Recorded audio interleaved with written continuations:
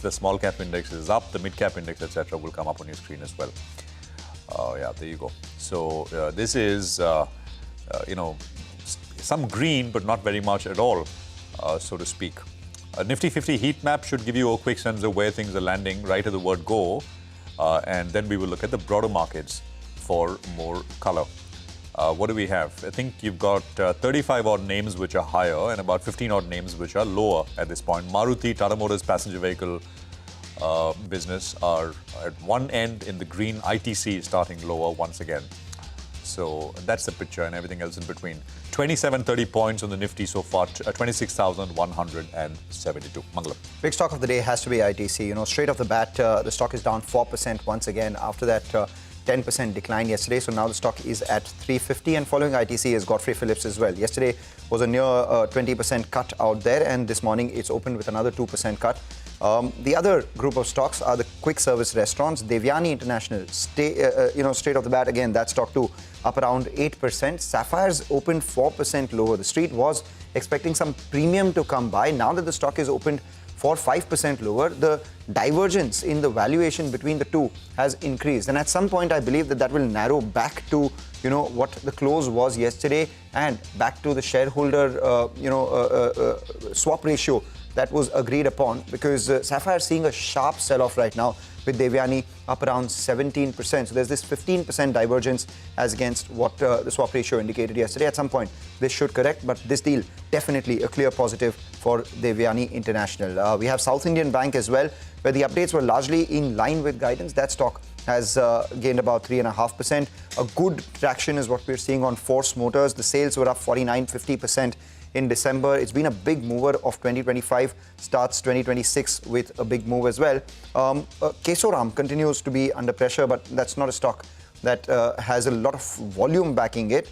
But in terms of volumes, we're seeing decent traction on Indian Bank as well after their update. And TVS Motors is the other one, which is up 2%. So by and large, it's ITC, Godfrey, Sapphire, Devyani, and a lot of these auto stocks and banking names which have come up with their monthly sales or their quarterly updates. Okay, well, that's the overall lay of the land right now with regards to market open. 1,400 stocks are higher, 880 stocks are lower right now. Hindustan Copper is up, is about 2% higher once again. It's the number one volume-led gainer, which is, it's going to come up on your screen. And Idea should come up as well. Idea is up about 2% after yesterday's move, day before, and of course, the sell-off that we saw day before yesterday. So it's on the mend, almost back to about 11 rupees 80 paisa at this stage.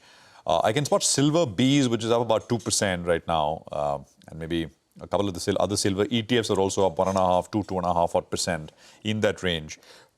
Quality Power was a big mover yesterday. It's up 2%. Cross, that is KROSS, 3% higher. And Indian Bank, of course, Mangalam, I think, highlighted. TVS and Hero, etc., the other ones. There's Ola Electric, which is coming up with about a 3.5% gain. Force Motor, the best performing stock of 2025, 5% higher. So it's not bad. Right out of the gates, volumes are not bad at all. And there's enough and more activity which is coming through. ITC with a 4.5% cut now, after yesterday's 9% damage, is the number one volume-led loser across on the NSE. And the number two name is Godfrey Phillips with a 4% knock. So humongous volumes. The one management we had with us, and which is also reacting to the takeaways from our interview yesterday, is Kiri Industries.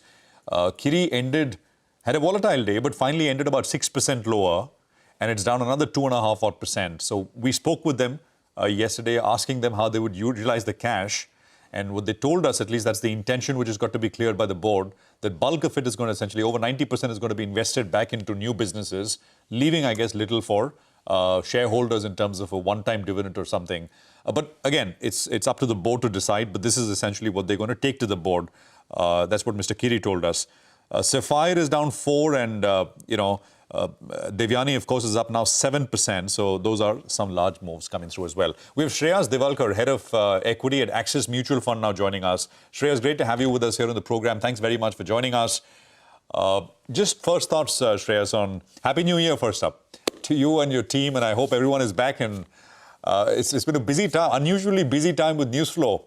Although, typically this is that dead zone of the year, end of the last year, beginning of the new one, but has not kept news flow back. How are you thinking about, your investing style?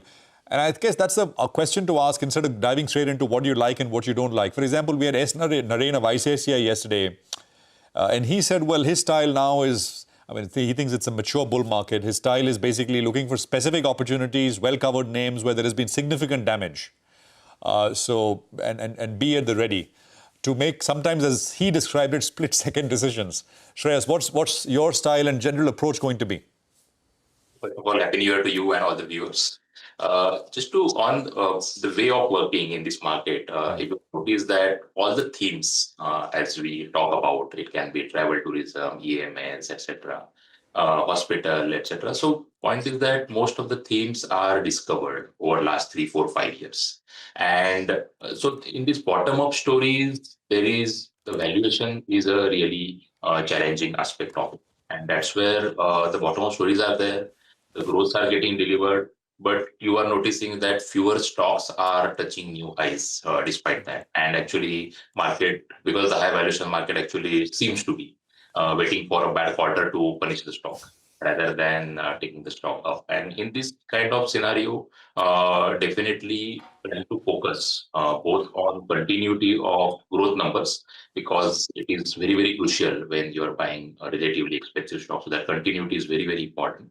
And at the same time, we are also looking at the stocks which are having growth at reasonable price. So I would call out that, yes, valuation focus is the key in so to say discovered market, because all the themes are discovered, all the stocks are discovered mostly. So either you get into growth at reasonable price, and you will generally get it in potential turnaround stories.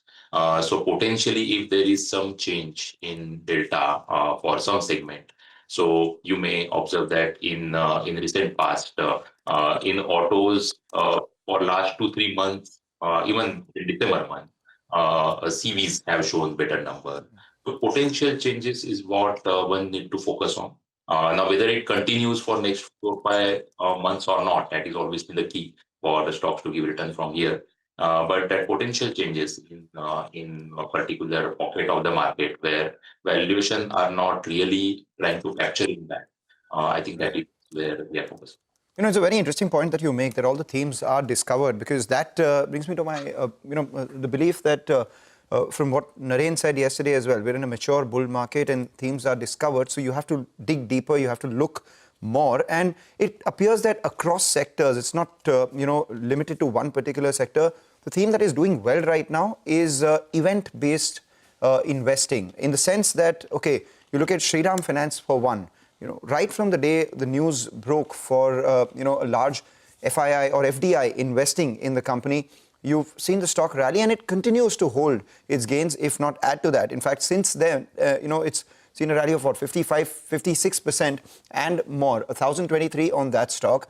The other factor is, yesterday, like what happened on ITC. So big moves are very, very event-based, and a lot of people are looking at consolidations, mergers, acquisitions, all of that. Do you see any merit in this thesis, Shreyas? And in light of that, are there any potential themes that you may uncover because of events that may take place? Maybe something like an India-US trade resolution?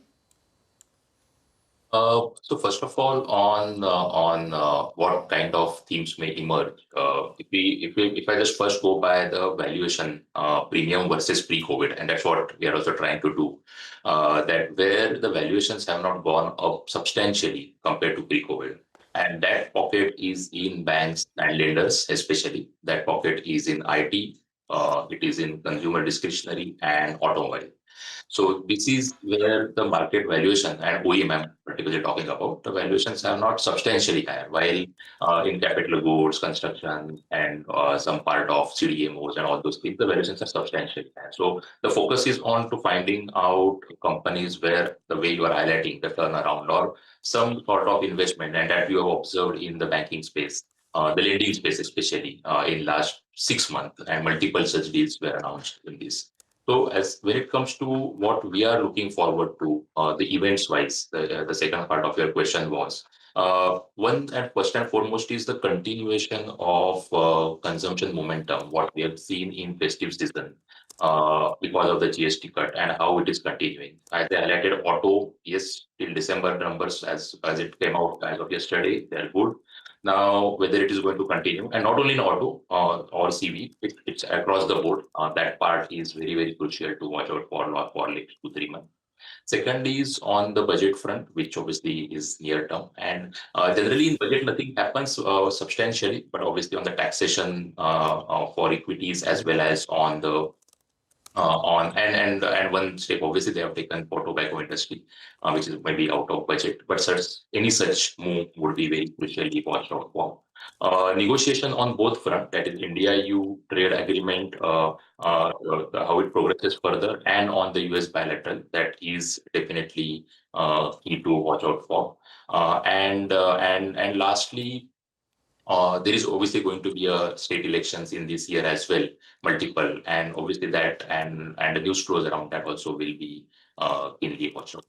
All right. Before we move further, just look at the Devyani International and Sapphire once again. You know, the Devyani had opened about 8% higher. Sapphire had opened about 7% lower. We pointed out that at some point, you know, it will come closer to the ratio which has now been locked in. Sapphire has seen a massive recovery from lows, now sitting with a cut of just about 1.5%, and Devyani too has moderated from the 8% gain that we've seen. So this makes it a lot more palatable in terms of what the ratio has been locked in, and the things move. From a long-term standpoint, obviously, this is positive, Devyani International.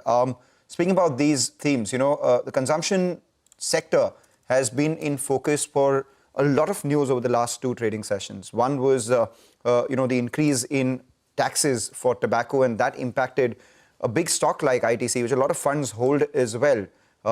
What's your thought on that? And the second part is the quick service restaurants. You know, they have triggers, lower GST rates, increased expansion, presence, and the consolidation that we're seeing in this space right now. What are your thoughts? So definitely tobacco taxes, which came out yesterday, at least the way the workings looks like. Yes, I think after a long time, this number has come up. And that's where definitely we need to look into how it affects the volume growth for the segment as well. Because historically, if you take the historical pattern, it has had some impact on it. When it comes to the consumption space, and as you highlighted on the QSR and even overall retail space, the key aspect here, actually, if you notice initially, especially in the food QSR space, the SSG numbers, that is the sales growth numbers, have not been doing well for quite some time. The only category where SSG actually showed, and I'm talking about the listed space, numbers showed good growth in last 2 to 3 years, or continuity of the good growth was actually apparel driven space, or you can call out quick commerce because of the change in the dynamics of the material. So there is the interplay of the multiple developments which is happening, right from the food delivery to quick commerce to QSR to the retail chain and so on. So this evolution of this entire space, because of these multiple angles which are playing out and the way it is having impact on the same store sales growth number for the is very important to watch out for, because one important difference in this consumption part versus the other consumption part of the economy, which is say FMCG, is here the growth obviously comes from also from the new store opening. And that's where there is the capital requirement is higher. And to that extent, that growth is essential and SSG growth is essential. So one need to really watch out for these nuances of this growth. Yeah, no, point taken. Look at a couple of other names, right? Because things are starting to pick up a little bit more now. Orient Tech is up about 7%, so it's a large mover which is coming through, and stocks about 465 at this point. There is JBM Auto, which is up 5.5%. These are not names which are part of the mix when we looked at, you know, the open, but coming through with gains now. REC Limited is up about 2.25%. So actually, REC has bounced off the lows recently from about 335. It's moved up about 40 rupees or so, 376 now on REC. Yeah, I mean, and more, Nalco is up about 2.5%. Olectra Green Tech is up about 4%. Lots of new names. I mean, South Indian Bank is coming up, and all of them have got decent-sized volumes. And I was talking about the silver products, right? I mean, the silver Bs ETF, they're all between 2 and 3% higher now. And silver, of course, has been such a massive story over the last many odd sessions now. Quality Power has seen a turnaround. Quality Power, I think, saw a bit of a move higher right at the word go, and now it's down. It had a massive up move yesterday. So basically from 730, it moved up, to a high yesterday of about 740. Okay, sorry. The close day before yesterday was 730, and it moved up to about 840 rupees yesterday. And it's down about 2.25%. Looks more like profit booking. And of course, we were highlighting Kiri earlier. Hyundai is something on the downside. You got about a 2% loss, which is coming through. Dr. Reddy's is a stock which Ekta highlighted in the morning, is down about 1.25%. There is NetWeb, which is coming up back at about those 3,000 rupee levels, down about 1.4%. Entero Healthcare, right? I mean, massive move yesterday. It's down about 3% this morning. So some reversals in some of the pockets where we've seen gains come through. Also very much part of the mix this morning. 60 points is what you have as far as the Nifty is concerned. 26,200 or so is where we stand. Shreyas, just one quick point. From an equity investor point of view, is the anxiety and hand-wringing about the rupee now behind us mostly? Or you think it'll come back into sharp focus once again? I think last year, definitely rupee was relatively overvalued, and that sort of adjustment, it has happened already. So even current situation, I think it is okay as of now. One need to look forward to multiple developments here, especially on the inflation front, because the globally commodities are going up. In India, generally, crude is what matters a lot, where crude price is definitely in our favor. So as long as crude prices are in control, because otherwise, if you are noticing that all the commodity stocks are going up, and the reasons can be attributed to multiple things, including Chinese gold anti-involution, whether the dollar prices are how much you look at the commodity prices. So there are multiple angles that are playing out here apart from commodity-specific demand supply. Point is that, yes, the inflation is what one need to watch out for, in which most of the factor looks in control, especially on the crude oil front. But if there is some development around that, then obviously maybe having a negative impact on the entire monetary as well as Right, thank you so much for joining us with your view on the market in 2026, the themes, the investment ideas, and the strategy that you are going to deploy. Wish you and your team a very happy new year. He spoke about the auto space briefly, and the auto sector was the sector of the year in terms of returns, and the stocks continue to be buzzing on the back of their December auto sales numbers. Sudarshan, you told us that Hyundai was a bit of a disappointment as compared to peers, that stock's lower. But barring that, everything else is doing extremely well. That's correct. So both TVS Motor and Hero MotoCorp are higher in the trade, mainly because of the strong sales that both these companies have reported for the month of December, while Hyundai is under pressure after seeing a muted growth in the month of December. So first, starting with TVS Motor, total sales have increased by almost 50% versus our expectation of around 22 to 23%. And that was a big jump, except three-wheeler segment. All the segments have seen a double-digit growth or higher growth than our expectations. If you take a look at the scooter segment, which is the strongest segment, that has seen a growth of 48%. For TVS Motor, both domestic and export businesses continue to do well. It has been one of the top performers of 2025, of 2024, and going forward, it seems like the company or stock will continue to do well. Now coming to Hero MotoCorp, total sales have come in higher than expectations. Growth was 40% versus our expectation of 29%. Both the segments here also, domestic as well as export segment, have seen a healthy growth. motorcycle and scooter segment have seen a growth. Motorcycle segment forms almost 90% of total sales. That has seen a growth, and scooter continues to do well on the lower base. The sales have almost doubled. But for Hero MotoCorp, one concern is that there is a huge divergence between wholesales that company has reported and the retail sales that we get from Vahan data. While domestic wholesales have seen a growth of 43%, retail sales show a decline of almost 12% for the month of December. Just few minutes ago, Bajaj Auto also has put out the numbers. Total sales have come in line with expectation of around 3.73 lakh units. It has reported 3.7 lakh units. While export for Bajaj Auto continues to do well, for third straight month, export has come in at 2 lakh units. But problem for Bajaj Auto is domestic sales. Even for the month of December, the sales growth is just at 4%. It has underperformed the peers. But the positive point for Bajaj Auto is the rupee depreciation helps Bajaj Auto positively. If there is a fall, if there is a fall of 1 rupee against dollar, it gains 300 crore in the EBITDA on an annualized basis. Last one is Hyundai. Total sales have increased by 6.6%, much lower than our expectations of growth of around 13%. For Hyundai, exports continue to do well. It has seen a growth of 26.5%, but domestic was a drag. It has seen a growth of just 0.5%. That's the reason stock is under pressure.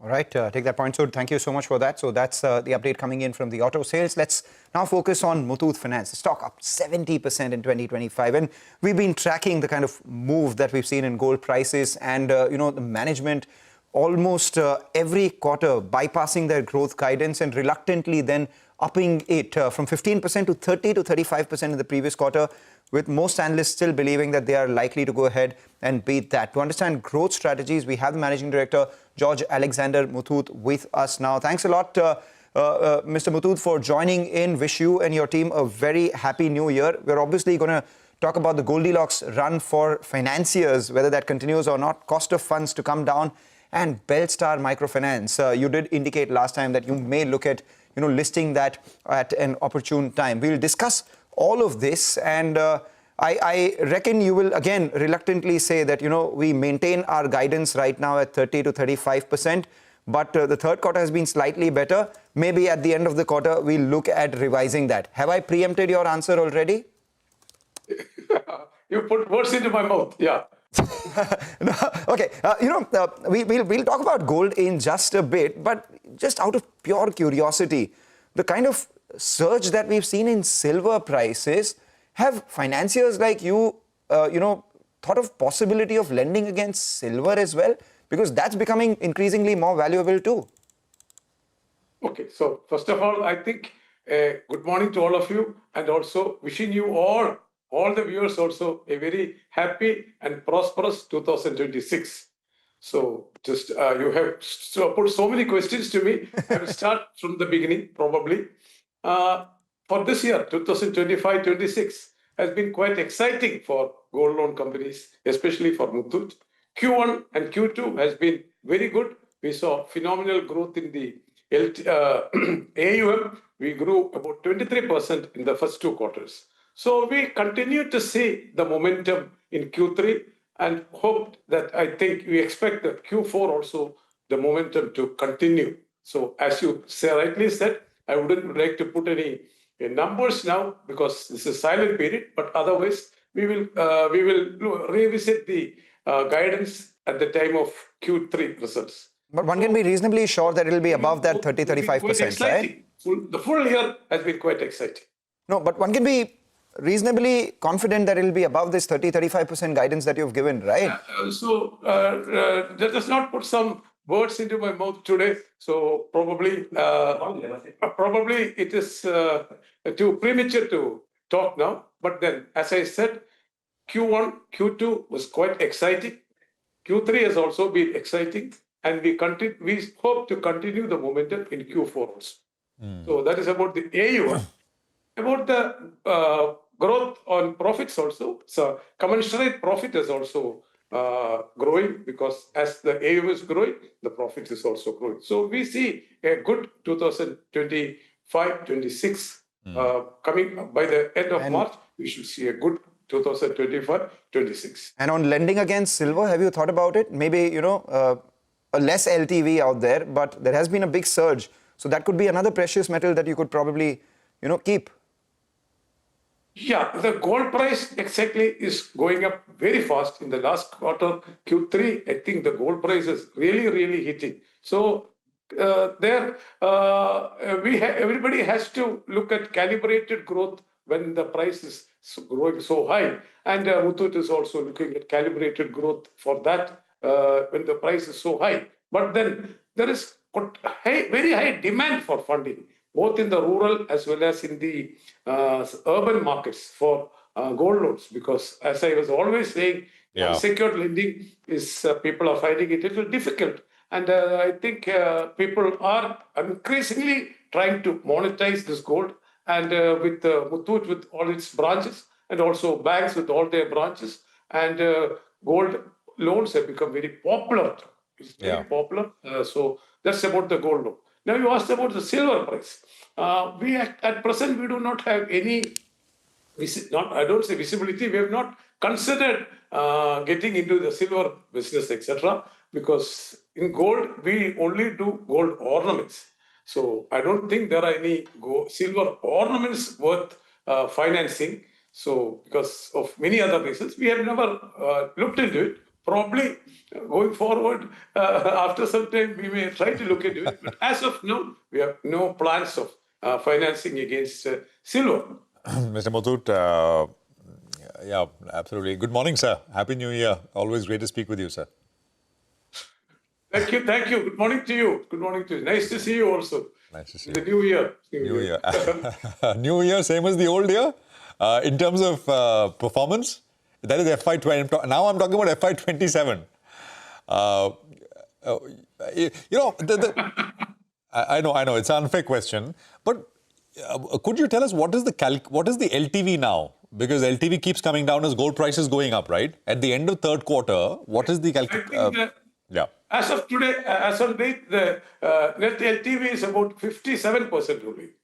57%. At today's price, the money borrowed by the people is less than 60. I think 57 or 58% only. So people have not borrowed to the hilt. Although money is available, funding is available, top-up is available, everybody is not taking the full money. It was money only for what they want, actually. Yeah. So this number was around 60% in third quarter of FY25 as well, right? So it's around the same level. Yeah, maybe lesser though. Right. Lesser though. Right. So, is this a comfortable, if say it's an asset class you would agree which is seen such, and people will, gold bugs, and there are many who message me every time I say, well, it's an asset class which has seen a lot of overheating, who send me accusatory messages in terms of why that it is absolutely fundamentally driven, etc. And maybe it is, but it's an asset class which has done so well, right? 65% gain in gold prices in 2025. So this LTV of under 60%, does it provide you enough comfort on asset quality front if there were to be a sudden sharp pullback in gold prices? Are you comfortable with that LTV? Oh, no, definitely. I think even at 75 it should be comfortable, because prices, even at 75 it is comfortable. So 60 is too comfortable though. I would like to add something here also. I talk to the managers, so some of the branch managers come here, we talk to them. I always get a feel of the ground reality from the branch managers who are there. So when I'm talking to them, they also say, sometimes I ask them, you get a part of your salary in incentives. What do you do with the incentives? 100% of them said, we purchase gold. Wonderful. Wow. That is you've given us the headline, Mr. Muthoot. Yeah, they all said whatever incentives they get, they are purchasing gold. They are all not very high-end people, but average staff, average branch managers, they are all purchasing gold. I'm not surprised, but I'm really happy that they are purchasing gold, because as you said, it has increased 65%. Yeah, putting money where your mouth is, right? In that sense, literally. So that's good to hear. But performance attracts more competition, right? And it's a question we've gone over earlier. I think most non-banks are coming into the space. I mean, some are re-entering, some are coming in new. We had Chola, for example, with us 2 days back. I'm just only mentioning Chola because we just had the management with us. I mean, it's very small for them. Some 1-2% of the total book is gold. Others will also, I think, enter the space and sort of, build out the business because it's so attractive. So will yields be under pressure, generally, I mean, directionally speaking, because of all this competition? I'm not asking for a number, but is there a cap on yields now? I think yields will stabilize because as more and more people come, banks are also there. Banks lend at 11, 12, 13%. Some of them lend at, NBFCs lend at 17, 18%, etc. The yields may not go up, but it will stabilize. But for established players, where the AUM per branch is quite high and the expenses are kept low, because this is a very, operationally intensive business, which needs a lot of expenses on that side. So if you are able to keep the expenses low, then probably even if the yield is not going up, your net interest margin will be better for the place. But for new players coming in, their operation expense in the initial stage, at least in the first 1-2 years of the branch, will be quite high. And so probably people with deep pockets would like to enter this market. But if you're thinking about competition, there is room for everybody. See, biggest competitor is actually the banks. I told last time also, the banks have a portfolio of about 13 lakh crores and the NBFCs have about 3 to 3.5 lakh crores only. So banks have a much bigger portfolio. But nevertheless, NBFCs are also able to grow their book well, and competition, and you have seen our growth also. We are able to, in spite of all this competition from banks and newer NBFCs, etc., we are also able to grow. One more. The point is, there is room for everybody. Yeah, I'm only just one more risk, potential risk, Mr. Muthoot. I know things are going so well, so maybe it's wise to look at what can go wrong as well. What about, again, coming back to the point that it's an asset class which is maybe a little overheated, I don't know. But it's done so well. Is there, would you expect, RBI to come in with some new regulation? I mean, is there any regulatory risk in that sense? There was that point about LTVs. I remember a couple of years back we used to talk. Is that likely at all? Have you heard anything? I mean, them asking for more data, questions, etc.? The sense I'm getting from the Ministry of Finance as well as from the RBI is that they are quite supportive of gold loan business, because people have now started monetizing it. There is a lot of gold actually there. And from what I said earlier also, people are not using the full amount. See, as I said, the LTV is only less than 60%. That means people are borrowing only what they can and they hope to repay. So in that sense, it is good. Second, we are going only against ornaments, sir. So there is always a value, a personal attachment for the ornaments. So they will take back the gold. That is why you see this people not borrowing to the hilt. If they wanted full money, they should actually go and sold the gold. Got it. In fact, about regulatory risk, my sense is that we are getting good support from the Ministry of Finance and also from the RBI. And I think they also, just like us, they also understand if there is any risk in this, because these are all very short-term loans. You are not giving 3-year and 5-year loans. Well, even if there is a price correction or a price change, people will still take back the gold. So that risk we don't see. But of course, we always are cautious in everything we do. Okay, just a final question before we let you go. Enough, we've spoken about gold and how it is on autopilot, growing extremely well. You're happy with that. You'll come up with, a more specific guidance at the end of the quarter. But on Belstar, you had last time said that the next couple of quarters will be profitable. You've reduced all losses, and maybe sometime next year you will look at an IPO. Are those plans intact as well? Okay.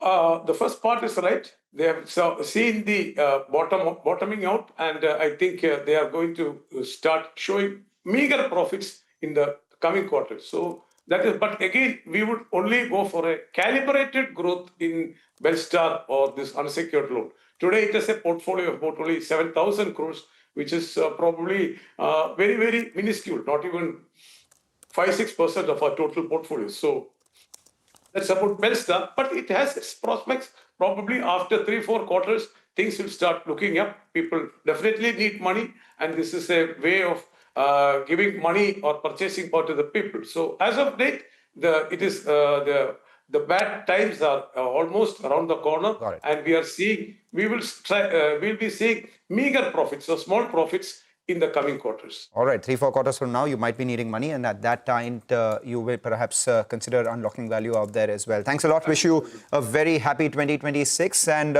also looking forward to speaking to you post your third quarter results and what you have to say on the guidance. Perhaps you may upgrade it once again. That's the sense that one gets. Wishing you and the team also a very happy new year. Thank you all. Thank you all. Always a pleasure. Let me say it in Malayalam once, Mr. Muthoot. What is it, sir? പുതിയ വർഷത്തിന്റെ ആശംസകൾ. Tell me. I don't know. Waiting to hear from Malayalam. No, പുതിയ വർഷത്തിന്റെ ആശംസകൾ. I don't know if that is the right way to put it. But You must learn little more colloquial Malayalam. You must come and stay in Kerala for some more I time. need to. Correct Kerala accent. We need to get on the phone once in a while. Not the accent of Malayalam. You'll get the Kerala correct accent if you come and stay here. So come over for the next holidays here. I will. Thank you for the invitation. Mr. Muthoot, thank you very much for joining us. And it's been a fabulous FY26, and we wish you all the best of luck as you move ahead into 2026 FY27. Thank you.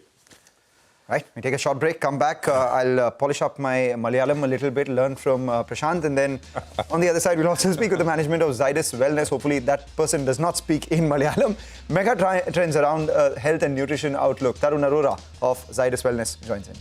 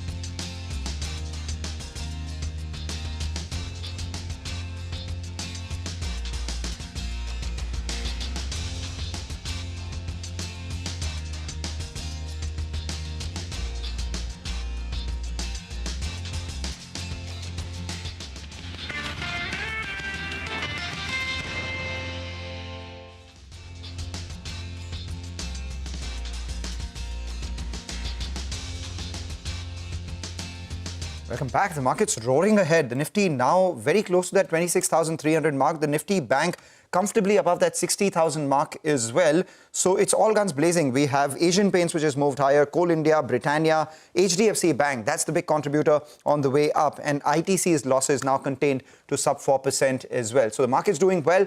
Let's focus on individual stocks. Zydus Wellness, the management on our show, in a recent note, Motilal Oswal said that the company's diversified health and nutrition business with leadership in several consumer wellness categories has the best risk-reward profile among all the other peers. And in an earlier conversation, the management did indicate growth and margin levers for them as well. The stock over the last two trading sessions up about 10%. Tarun Arora, the CEO of Zydus Wellness, joins in. Obviously, the three talking points: health and nutrition, the mega trends, portfolio penetration targets that the company would have, and growth potential amidst competition in this space from the new brands too. Thanks a lot, Tarun, for joining in. Wish you, your team, a very happy new year.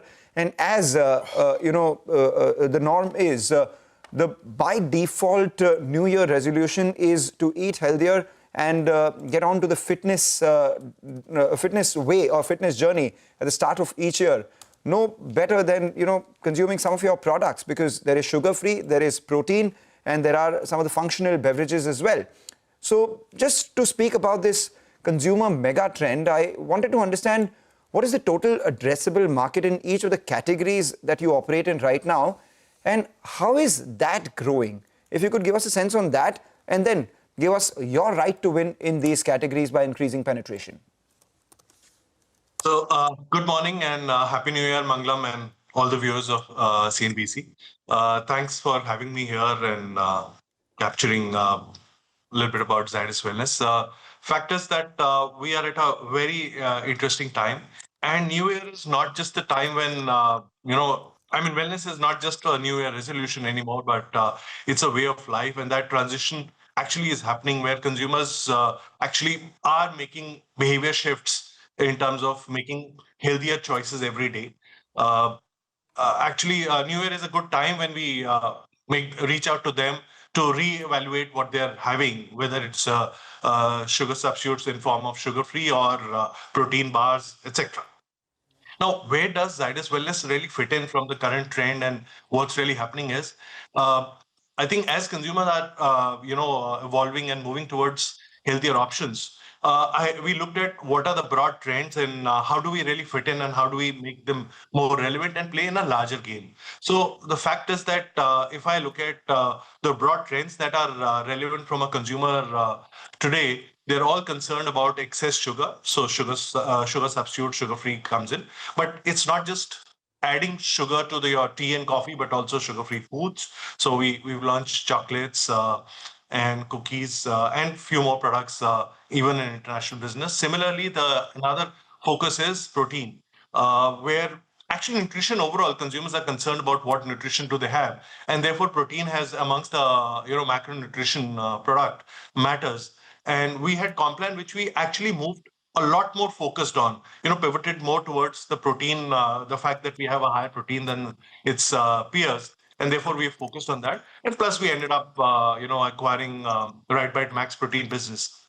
So overall, what we were participating in the market was only a functional beverages. We have started looking ourselves as a protein, and we believe that the whole protein segment will continue to grow. And therefore, the addressable markets could be. I mean, there are various ways to cut it, and say that, look, I am participating in bars which have a. Well, Tarun, sorry, allow me to come in. Good morning, Prashant here, and Happy New Year to you and your team. Good to be speaking with you.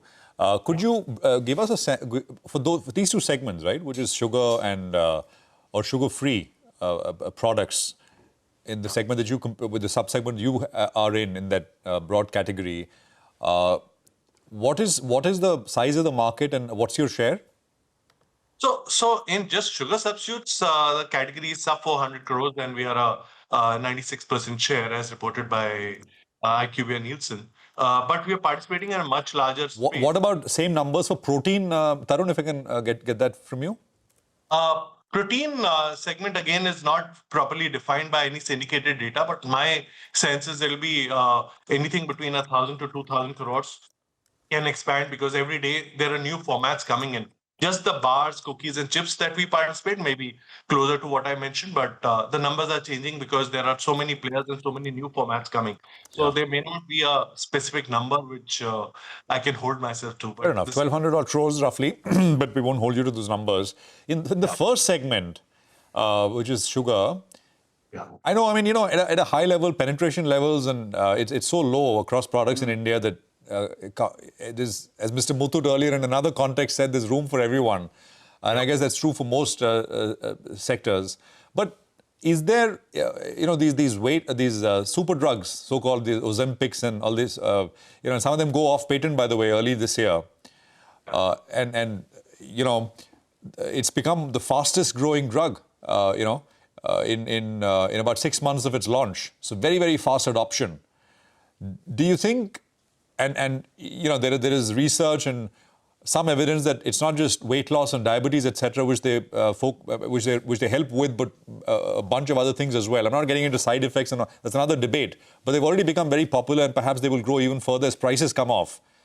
Is that a kind of a competition? So every substitute will be in a way that if consumers are to look for a healthier lifestyle, reduce the weight, we'll look at all various substitutes. In a way, you could call it a competition, but the way I look at it is, if you want to cut sugar, which is very important for your weight reduction, for a healthier lifestyle, actually not just weight reduction, we're not wanting to get into weight reduction, but a healthier lifestyle where excess sugar is not very good. We're saying we have a set of products which includes sugar-free, which we are offering under various products. Then we have also got IM Light, which is a blended sugar, which reduces your sugar consumption by half with the same sweetness. And then we have sugar-free based products. And therefore, the way we are looking at it is that there will be consumers. I mean, the whole sweetness space is so large, and you can take various cuts of how we could be relevant to consumers in various consumption points, and that's how we are expanding the pie, rather than playing in the just for the diabetes to start with and this just weight reduction. I think there is everyday health is important to us, and therefore we are looking at how do we play in a much larger play. Just the packet sugar, I read 5,000 crores. Now we've got blended sugar, which is very minuscule from that point of view, but we've got that so that from your regular sugar you can reduce, and it's blended with stevia, very safe, natural, and you could consume that. So we are looking at various innovations which allow consumer to live a healthier lifestyle every day through some of these products. There are two of us in the studio. One of us needs both your products, which is me. I don't think Mangalam needs anything. Just as we started the conversation, you guys started talking about sugar and sugar. I'm a consumer. I switched to green tea from coffee. So go on, Mangalam. I'm probably a consumer of some of the protein products that they make. But Tarun, my belief is that the way this category evolves, larger share will come to the innovator more than just the person who's a legacy brand, or maybe the person who has the highest distribution, etc. Mind share is more important than everything else out here, largely because the distribution modes in the kind of people who consume these products have almost narrowed or diminished because of quick commerce. You spoke about the strength of the brands that you have already and the market share, but I'm looking at in the same conversation you said that on a daily basis innovations in protein formats, protein delivery formats are coming by, and it's not only from newer players, it's Amul as well coming out with something like a protein kulfi. So obviously that is one of the things. Then you have Glucon-D, yes, well established, very well known brand, but in the era of liquid IV and all these hydration salts which newer brands are coming out with, the belief is, or the fear is, that Zydus is innovation lacking despite the size that you have? Is the pace lacking despite the size that you have? So innovation and pivoting to more contemporary consumers happens in two ways. One is large innovations which actually which shift the market, and the other is 1% every day kind of shifts which you are making on each of the brands. Now, Glucon-D itself, if you really look at it over the last 4 to 5 years, we have almost 65% increase in penetration levels that we have seen.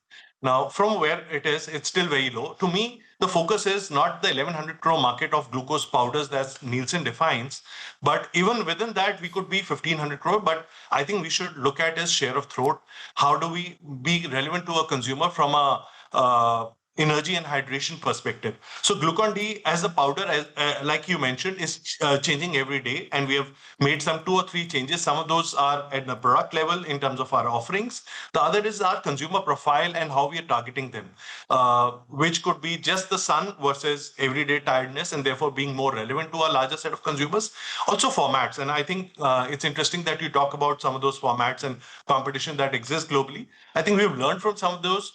Some of those, our new products are already in the market. They contribute small, but they will continue to build on it.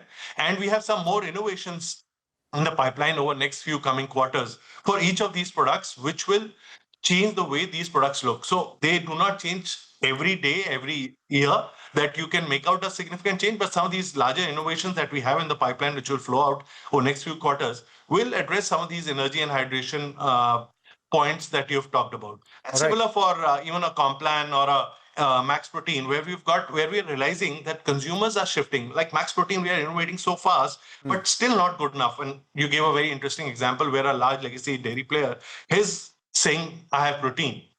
So for us, therefore, to be relevant is not just saying that I have already a large player in protein bar and I should play around that. We are innovating every day. We've just launched a wafer bar a couple of months back in that. We've launched RTD as we speak. We started billing the RTD, and it's public space, so I can share that. And we have few more launches that we are working on, which will build around the consumer's preferences and basis of their existing food habits, and how we can be more and more relevant to them in the spaces they want. They want more protein, but they also want to use products that they're more comfortable with. So how do you fuse these, converge these two possibilities is how we are looking at in each of these innovations. Take that point, Tarun. I'm Curious to know what the launch pipeline is, what the innovation pipeline is, more as a consumer than just someone who's tracking the consumer sector. But I would hope that you innovate faster, because the consumers at that level are moving a lot faster than most of the companies can innovate, and most brands can stay relevant. If you don't innovate, then perhaps you have to go ahead and buy some companies as well, just the way you've done with RightBite. What we'll do is we're limited by time and obviously the fact that you're in silent period. We'll get into specific details of your growth strategy and products and the targets that you have for the next year basis your third quarter numbers, and we'll talk at a later date as well. But for now, thank you for literally whetting our appetite for what's to come. Take that short break. In fact, thank you for joining in. Before we take that short break, actually, the market continues to hold on to that 26,250 mark. Saumil Mehta is back with us. Saumil, ITC is down 4%. Chartically, where would you place it now? And for the frontline index, we've seen a decent up move. 26,250 is where the Nifty is. The Nifty bank holding above that 60,000 mark. Do you think this is tradable enough? Hey, hi, good morning. Good morning to everyone. Happy New Year to everyone as well. ITC, definitely a falling knife at this point of time.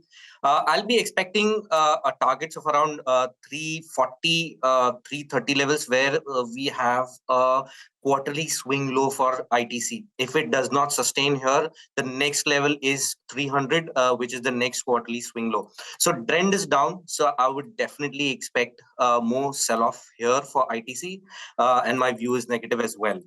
Now in the markets, Nifty is holding on to the gains and making higher tops, high bottom. Now we are trading about 26,250, which is a great sign.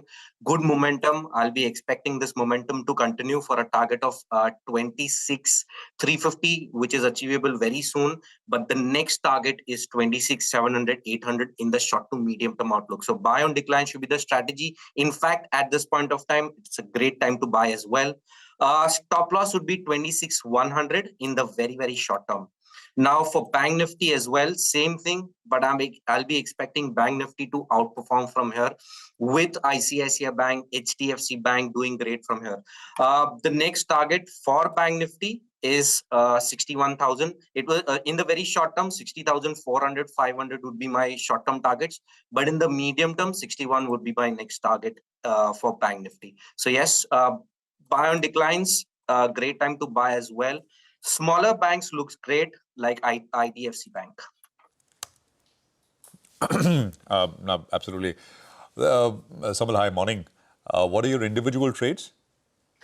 The first trade I would like to go with is Fortis.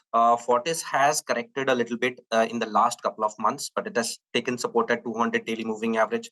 Again, started moving up and has good momentum here, trading about 20 daily moving average. Stop loss would be 870 and target would be 980. The next stock which I'm looking at is PFC. PFC, good momentum here as well.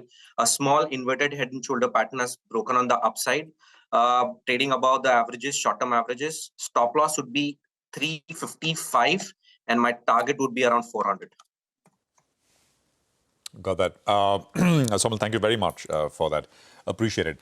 Markets, by the way, have picked up, right? I mean, in a significant way. We're up 100 points now on the Nifty. 26,250 is where we're at.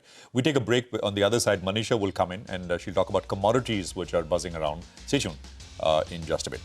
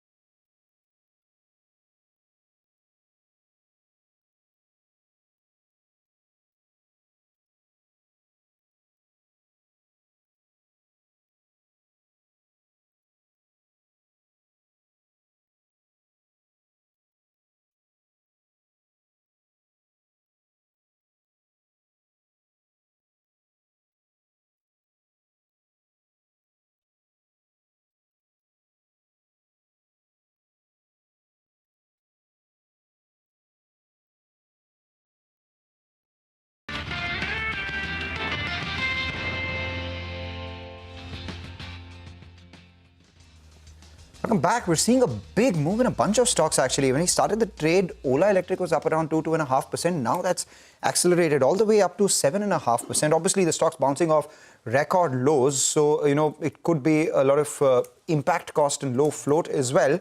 And then you have Lenskart, which is up around 3.5%. Cartrade Tech is the other one, which is up around 3.5% as well. And finally, we are seeing some traction in PVR, which continues. This morning, there was a brokerage note that came on PVR. So PVR has spiked to the high point of trade as well. But that's about the equity space. Let's go across to Manisha for all things commodities. Manisha, it's silver today. It is, and that's because, pardon me, that is because we've started 2026 on a positive note yet again. So when you look at the YTD gains, it's already showing 2% for you. And this is after 150% of gains that we've seen in the previous year come in for you. So it's starting in a stronger note for silver yet again. And 2025, as I said, was 147% on the higher side. If you look at the overall range that we've seen in case of the silver prices, it was between $29 to $84 an ounce. So that is where your 150% of gains comes in from. And when you look at the Indian markets, well, the kind of gain that we've seen in case of silver was from 87,000 rupees to 2,54,000 rupees is how we saw the prices gain up. Currently in the international markets, it's trading at 73, and for the Indian markets at around 2,35,000 rupees or therein. Well, when you look at the prices in many last years, 147% of gains right now, but silver in last 3 years also has given you positive returns therein. This, of course, has been the best yearly gain since 1979, but the markets do believe that it's a structural bull run. It has been going on for the last 4 or 5 years and could continue perhaps until 2026, 27 and maybe 28 as well. And the reasons for that is that 2025 was a 5th straight year of deficit, and 26 could be a 6th year of deficit when it comes to global market supply and demand mismatch therein. There is a strong industrial demand that we've seen come in from AI, solar panels, data centers, etc. And then the investment demand in sense of ETFs and even physical buying in sense of silver by the way of bars and coins has been on the higher side. Addition of silver also to the US critical mineral list has done its job, and we've seen a lot of silver being flown into US because of that, and the COMEX inventories are higher. Can't say the same about the London and the Shanghai inventories, where we have seen silver units continue to decline there. The other important point to note is the China export curves that have started from 1st of Jan 2026. Now, China does say that silver is critical to its growth going forward in sense of technology and green revolution as well. So what China has done is that they have put in 44 companies which are licensed now to export silver in 2026 and 27 as well. So the restrictions are extended to other metals like tungsten and antimony as well. These are also important for green energy going forward. So we're looking at impact coming for all of these metals there. Now, the outlook for silver continues to be very, very bright. But let me remind you that on 1st of December, silver was trading at $56. On 26th of December, it was trading at $84. So that 56 to 84 has been quite a bit of a jump that came in within those 14 to 15 trading sessions itself. Much of these outlook that I'm talking about came in the month of November and December. Of course, it would be interesting to see if there is a change in that in the month of January. But at this point in time, Bank of America believes that $65 an ounce for silver could be an average price going forward. That's exactly the number coming in from Goldman Sachs as well. It's much lower at 56 for JP Morgan, a bigger range between 55 to 65 for UBS, and Citi talks about $70 an ounce as a best case scenario. Citi also says that if a profit taking comes, and that is expected to come, you could be looking at silver coming down all the way to 55, even $45 an ounce. So this promises to be a very volatile year continuing in case of silver prices. Motilal Oswal, Amrapali, SMC, our Indian brokerages have talked about $75 to $80 an ounce of a possibility on the higher side as well. So the first half of this year could be on the higher side. Second half could go into a profit taking is what the belief is for 2026. All right, Manisha, thanks a lot for that. We take a short break. On the other side, the management of GE Shipping joins in to discuss their 2026 outlook and a lot more.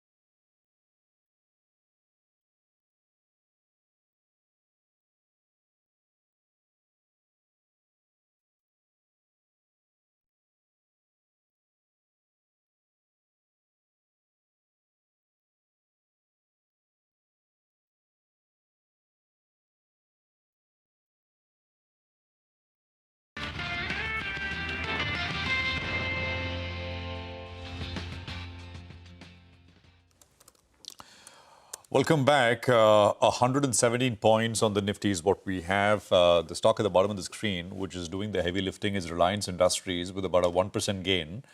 I mean, and that is so often more recently acted as a bit of a stabilizer and supported the market, just the sheer weight of the name with regards to the index. Just sentimental headline of the morning could perhaps be Godfrey Phillips having turned into the green. I see. You know, it opened lower, and from the lows it's seen what a 7% recovery. Currently moved marginally into the green. Obviously, yesterday was ITC? near 20% decline. ITC is still lower by about a 3.5%, but that's a recovery of about 1.5% from the lows. But still, you know, at a 3-year low after a 10% decline yesterday. But for Godfrey, you know, to have fallen about 20% yesterday, opened about 6% lower and recovered. Interesting. Absolutely. Well, let's talk about shipping. G Shipping is on our radar. You know, fleet expansion, purchase of ships, and lots to talk about, right? And of course, there is this, there's always, for 3.5 years now, we've had this Russia, Ukraine, and the when question hanging in the balance. G. Shivkumar is Executive Director and CFO G Shipping. Mr. Shivkumar, good morning, sir. Happy New Year. And hoping for a wonderful 26 for you, your business, and everyone at your end. Morning, Prashant. A very happy New Year to you and everybody in your team. Thanks very much, sir. You know, even from the last time that we spoke, right, which is not that long ago, once again, there seems to be a bit of a shift which has happened with regards to sentiment around Russia, Ukraine. I remember you telling us that there will be a significant impact on freight rates, on tanker rates, etc. And it's kind of flipped. I mean, at least the narrative right now is flipped once again. You know, that attack, that alleged attack on President Putin's residence and the promises to retaliate, while keeping the promise that they will continue to talk. I mean, have you seen any? We were hoping for, not hoping, but there would have been a negative impact. I'm not sure if it's actually rates have moved the other way or it's all the same. Yeah. So I think even when we spoke the last time, it didn't look very optimistic. For the peace deal to happen. There were already attacks happening on tankers carrying Russian oil about a month and a half ago.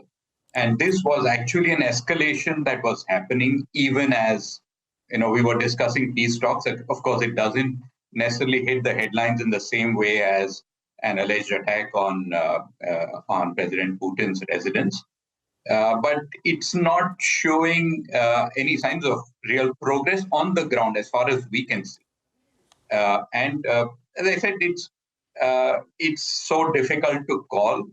And you mentioned that we've been doing some fleet expansion. We've done 5 purchases in the last 4 months.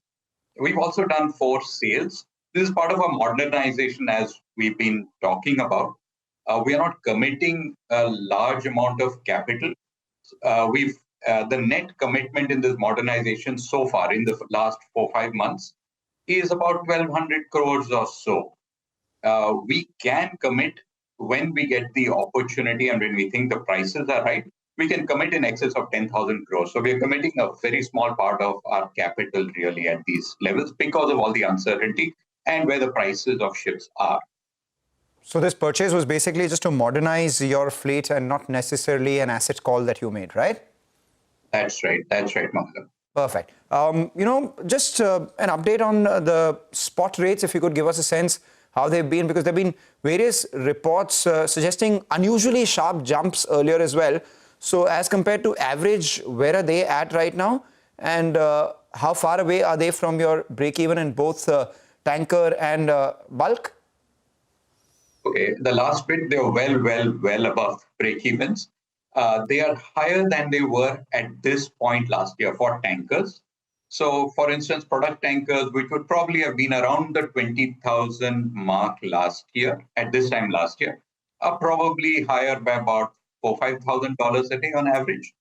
Crude tankers are probably, the crude tankers of the kind that we operate, which are Aframax and Suezmax crude tankers, are probably about $10,000 to $15,000 a day higher than where they were at this time last year. So that's where we are. Bulk carriers, the smaller ships are couple of $1,000 higher than last year, while the larger ships may be $5,000-$10,000 higher than where they were last year. So everything is at or higher than where they were the last year. All right, so that means that the third and fourth quarter operating performance would be a lot better for you than it was the same time last year. That's a foregone conclusion, right? It is on the spot market ships. We have a small proportion on the time charter market. Yeah. But yes, the spot ships, it is significantly better than last year. It's about, the rates are about 50,000 right now? For a crude tanker between $40,000 and $50,000 a day. Okay. Where are, it's a slightly unrelated question, but I guess feeds through indirectly. Diesel cracks at Mr. Shivkumar right now? Haven't been tracking them really. That's why I said. Yeah. But without a change in the situation on the ground, you think, through 26 this can continue, or are there any other variables which will come up which we need to track? Or not diesel cracks, but tanker rates? Yeah. So what's also happening at the same time is while there's talk of a peace deal, there's also pressure being applied in the form of sanctions. A lot of ships, tankers which are carrying Russian oil are getting sanctioned.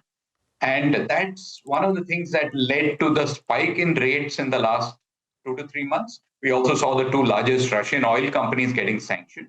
So this peace deal is working in two ways. There is a stick which is in the form of sanctions, and then there is a carrot in the form of the peace deal which is being offered. So sanctions are making the market get tighter because ships are effectively getting out of trading.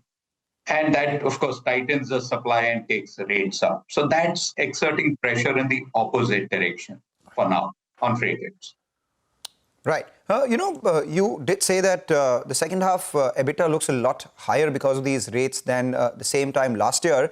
Last year, the second half, you did an EBITDA of roughly 1,100 crores on a reported basis, the second half.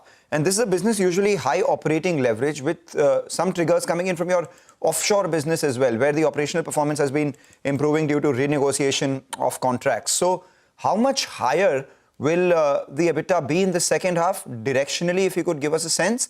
Because an increase in prices leads to a much higher increase in EBITDA. That's right. So that point is correct. We have a large amount of operating leverage. We don't forecast this. Again, also because it's difficult because of the large spot exposure that we have. The offshore business is doing somewhat better than it was last year. The vessels are doing much better because of the repricings. 2 of the rigs are going on contract or went on contract in this quarter, that is Q3, the quarter that just got over. When they go on contract, there is a large lumpy expense that we take, and therefore that will have a sort of reducing effect on EBITDA.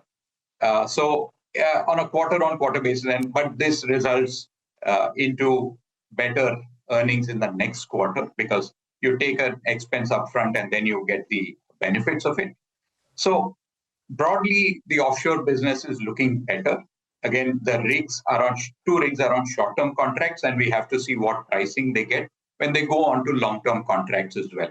So lot of variables here, while the vessels business, which is 19 vessels, is doing pretty well. The rigs, which have a big impact, there is still uncertainty because we have repricings of 2 rigs coming up within the next 3 to 6 months. Got that. Very, very helpful conversation, Mr. Shivkumar. Thank you very much for joining us.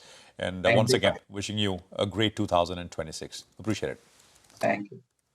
All right. Well, let's just now talk about that name that I was mentioning earlier, Reliance Industries. It's up about 1%, but it's a new high. And the company is monetizing its $80 billion investments across segments. There's Morgan Stanley, which has written about it. Sonal is here to tell us. Sonal, morning. Good morning, Prashant. There have been a couple of notes in last 1 month on Reliance Industries. The stock is at a fresh high. Morgan Stanley talks about how the company has been monetizing its investments across new segments, across existing and new investments as well. It is to the tune of $80 billion. The company is in the 4th monetization cycle over the last 30 years that it has seen. They are highlighting some catalysts over the next 3 months and next 3 quarters as well, starting 2026. In the first quarter, they expect a refining upcycle, which will, of course, be beneficial beneficial for its auto chemicals business. They expect an ARPU hike and retail growth in second quarter of 2026. There is a ramp up of new energy business expected as well. The solar gigafactory could come on stream with some capacity. Also, the IPO of digital vertical is expected in the third quarter of calendar year 2026. So a lot of triggers going forward which could keep the stock upbeat according to Morgan Stanley. The AI investments could also add some NAV to the overall SOTP for them, and that's why they have an overweight rating with a target price of 1847. Quite bullish on this one considering the multiple triggers that the brokerage has spoken about. All right, Sonal, thanks a lot for that. So that's about Reliance supporting the frontline index. The Nifty up 100 points now. With that, we'll wrap up on this edition of fully, fleshed out bazaar, where we spoke about literally everything. Too much, for the second day of this year and a Friday. But don't go anywhere because a lot of news continues. The team of Chartbusters comes up next.